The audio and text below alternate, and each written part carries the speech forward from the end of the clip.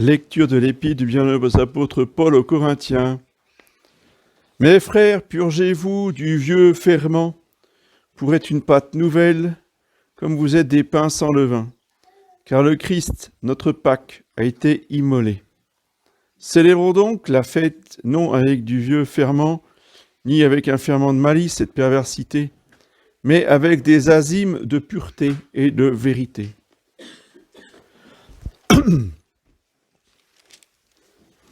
Suite de Saint Évangile selon saint Marc.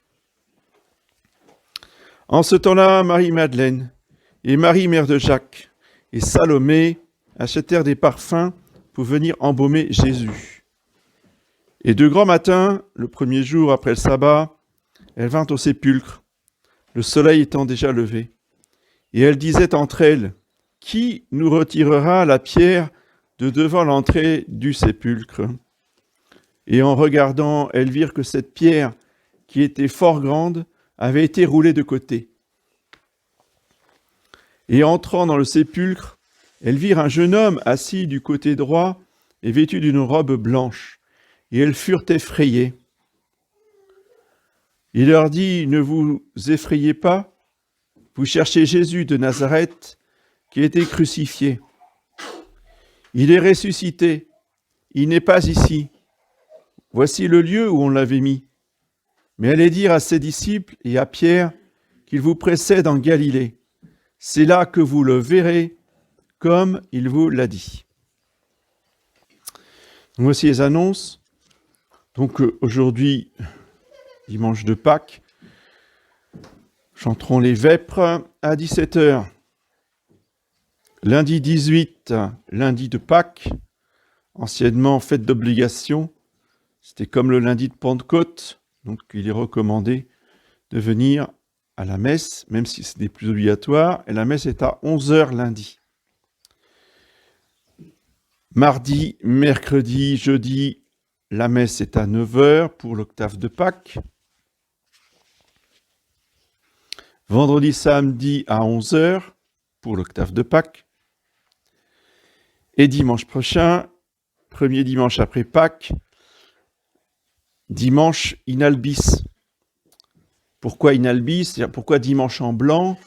Parce que dans la primitive Église, ceux qui avaient été baptisés pendant la veillée pascale, donc qui revêtaient l'aube, gardaient leur robe toute la semaine jusqu'au dimanche suivant. Et ils déposaient leur robe le dimanche après Pâques. C'est pour ça qu'on appelle le dimanche en blanc. Donc vous aurez remarqué sans doute que nous ne chantons plus l'asperge esmée. Donc jusqu'à la Pentecôte, l'asperge esmée est remplacée par le vidi aquam. De même, nous ne chantons plus l'angélus. Donc après la messe, nous chanterons le Regina Coeli pendant tout le temps pascal. Pareil jusqu'à la Pentecôte. Mercredi à 18h30, comme d'habitude, nous célébrons un chapelet à Notre-Dame du Guillaudet. Donc n'hésitez pas aussi, si vous habitez loin, encore une fois, à réciter ce chapelet dans d'autres endroits près de chez vous.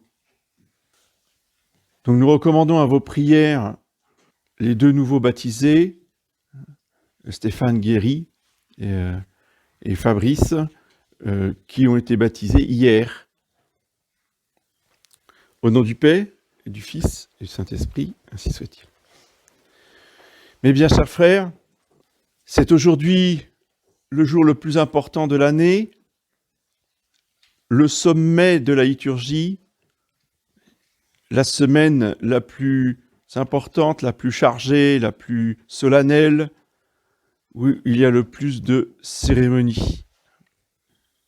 C'est bien d'ailleurs d'avoir fait l'effort de venir jeudi, vendredi, pour honorer notre Seigneur dans sa passion.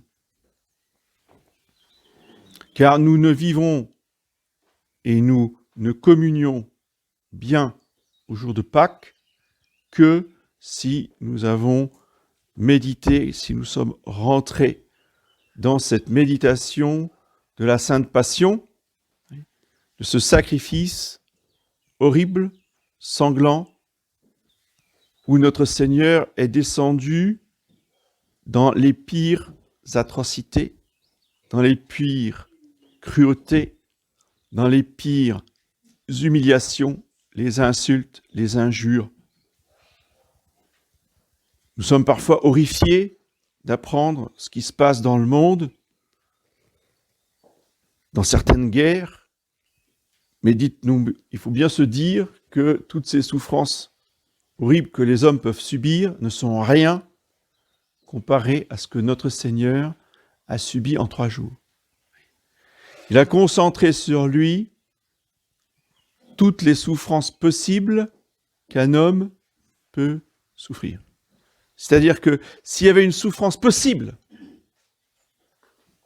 que notre Seigneur n'ait pas soufferte, il aurait prolongé encore sa vie, le temps de souffrir cela. Quand il dit à ses apôtres qu'il les a aimés jusqu'à la fin, il les a aimés jusqu'au bout, il faut comprendre qu'il les a aimés jusqu'au bout de ce qu'il est possible de faire pour les hommes dans cette création. Oui. Donc, non seulement sur le plan de la souffrance, mais sur le plan, si vous voulez, des sacrements, des inventions de son amour. Oui. Il ne pouvait pas faire plus que ce qu'il a fait dans l'ordre de notre univers.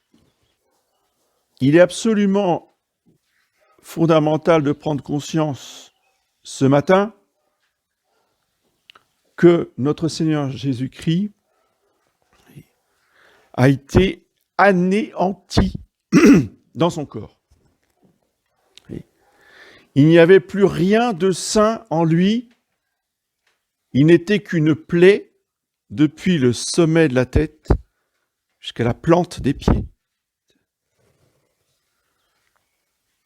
Il n'a pas fait semblant de souffrir. Il n'a pas fait semblant de mourir. Il est vraiment mort.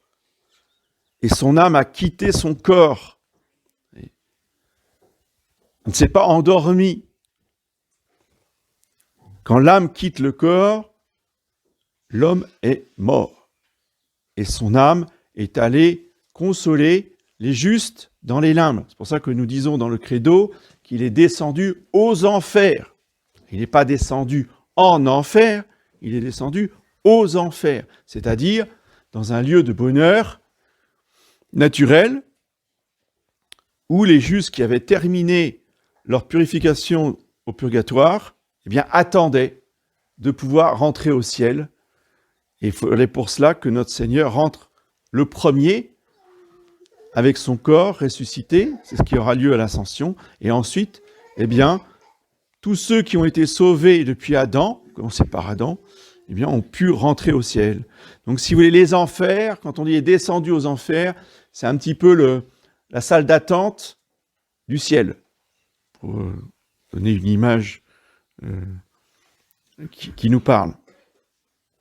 Et donc, la résurrection de notre Seigneur, notez, elle a lieu quand ? Dans la nuit. Elle n'a pas lieu en pleine journée. Oui, elle a lieu dans la nuit. Parce que Dieu commence toujours ses œuvres la nuit. Très important. On ne compte pas une journée depuis le lever du soleil. Ça, c'est notre façon à nous de compter la journée. Dieu, il ne compte pas comme ça. Vous lisez la Genèse, il y eut un soir, il y eut un matin, ce fut le premier jour. Il ne dit pas, il y a eu un matin, il y a eu un soir, c'est le premier jour. Non, il y a eu un soir, il y a eu un matin, c'était le premier jour. Commence toujours la soir, commence toujours la nuit, commence toujours dans les ténèbres. Il n'est pas au mois d'avril, au mois de mai. Là où il y a la nature qui fleurit, etc. Non. Il naît le jour de l'hiver où la nuit est la plus longue. Solstice d'hiver. Et ensuite, eh bien, il monte en puissance. Donc comprenons bien que ce n'est pas parce que ce sont les ténèbres, que ce soit les ténèbres du vendredi, à partir de 15h, je vous rappelle, quand même, le vendredi à 3h de l'après-midi, en pleine journée, il a fait nuit.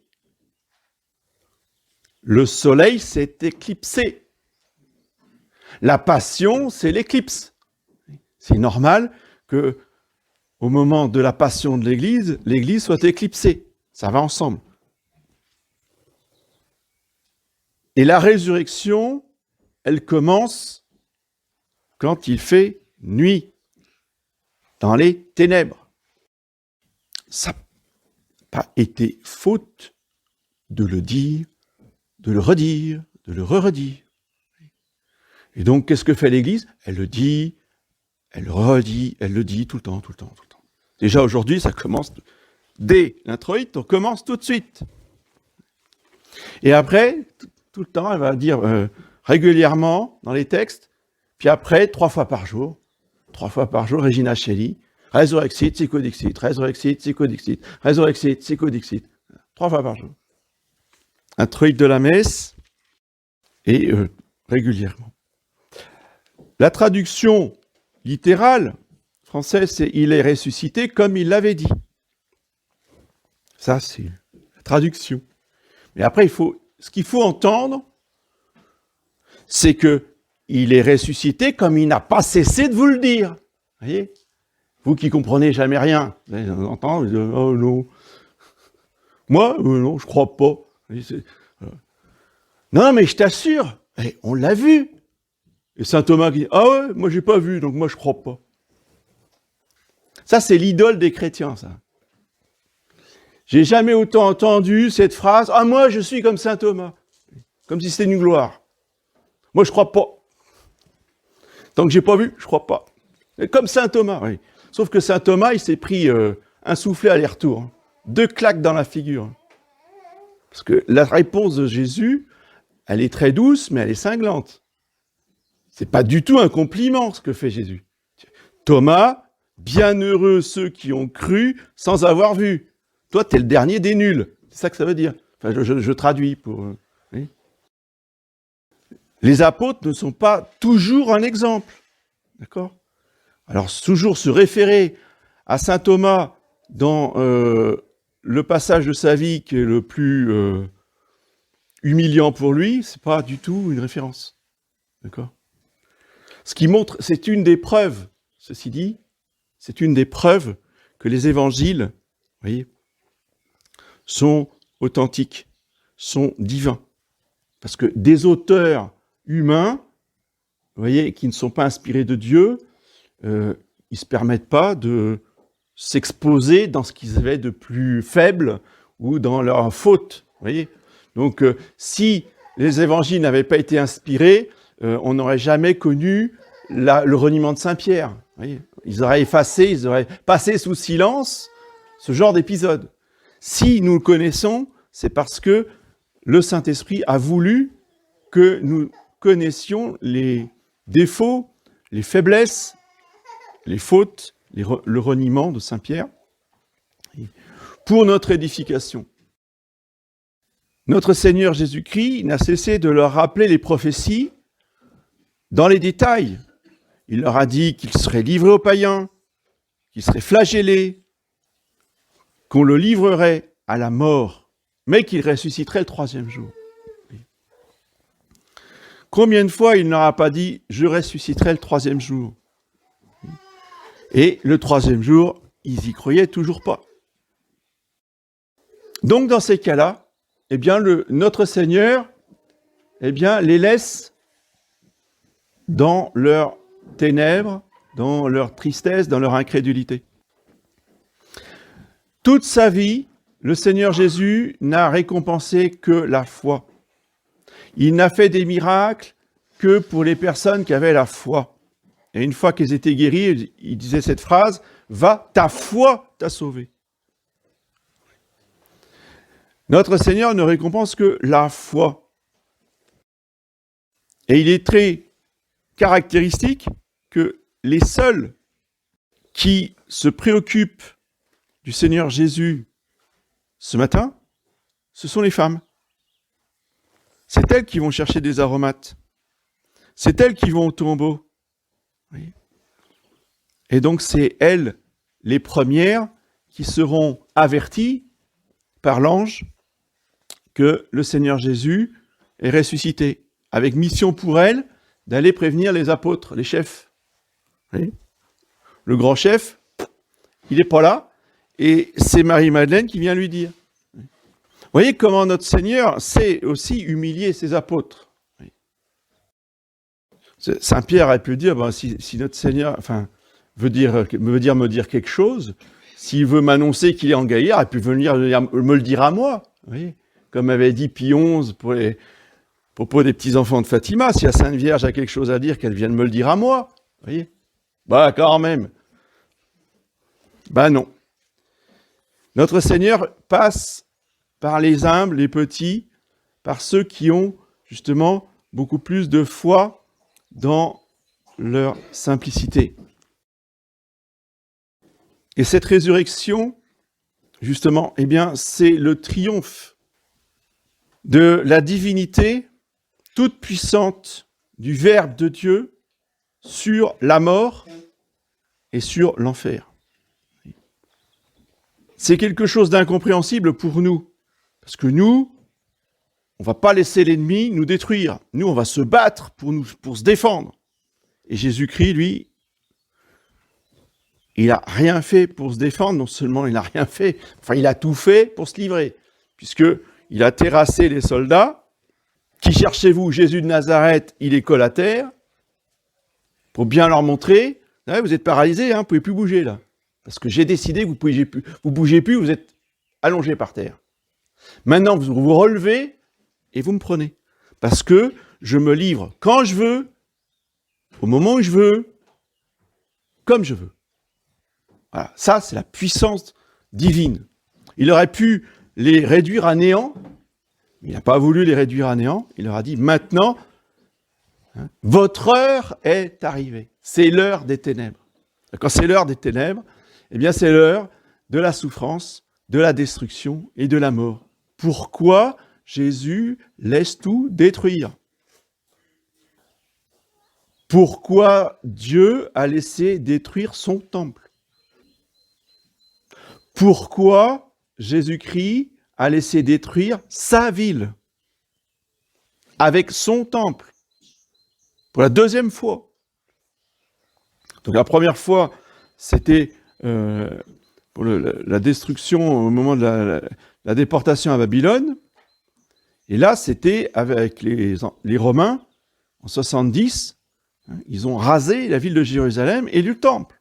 Pourquoi Dieu laisse faire ça? Parce que il veut reconstruire derrière, il veut ressusciter les choses de manière encore plus belle, encore plus forte, encore plus puissante. C'est-à-dire qu'il a détruit l'ancienne Jérusalem parce que le nouvel Israël qui était l'Église devait se répandre à travers le monde. Donc, il a tourné la page. Mais c'est toujours le même peuple de Dieu, selon l'Esprit. C'est toujours le même Israël qui se transforme, qui a une nouvelle loi, mais il y a une continuité depuis le Père dans l'Ancien Testament et le Fils dans le Nouveau Testament.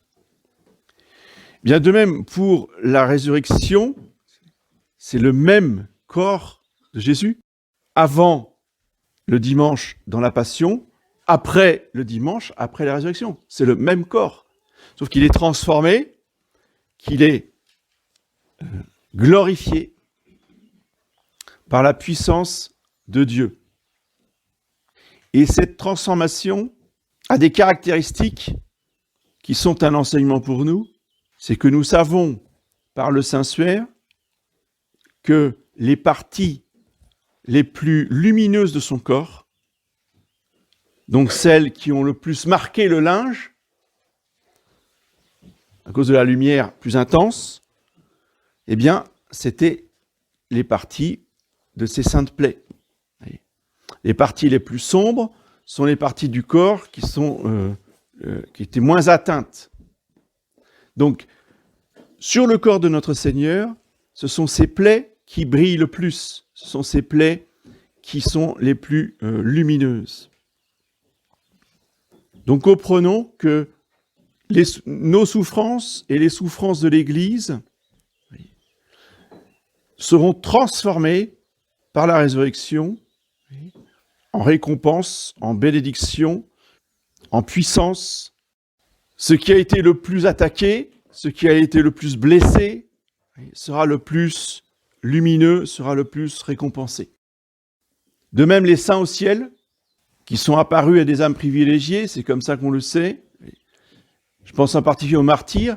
Quand les martyrs apparaissent, eh bien, ce sont les plaies par lesquelles ils ont été tués. Alors, certains, c'est par le glaive, d'autres, c'est par d'autres blessures. Mais là où ils ont été blessés, ce qui leur a donné la mort, eh bien, au ciel, c'est la partie de leur corps qui est le plus lumineux, le plus glorieux, et qui sera le plus récompensé. C'est la logique divine qui s'applique d'abord à notre Seigneur Jésus-Christ et qui s'appliquera ensuite à tous les saints du paradis.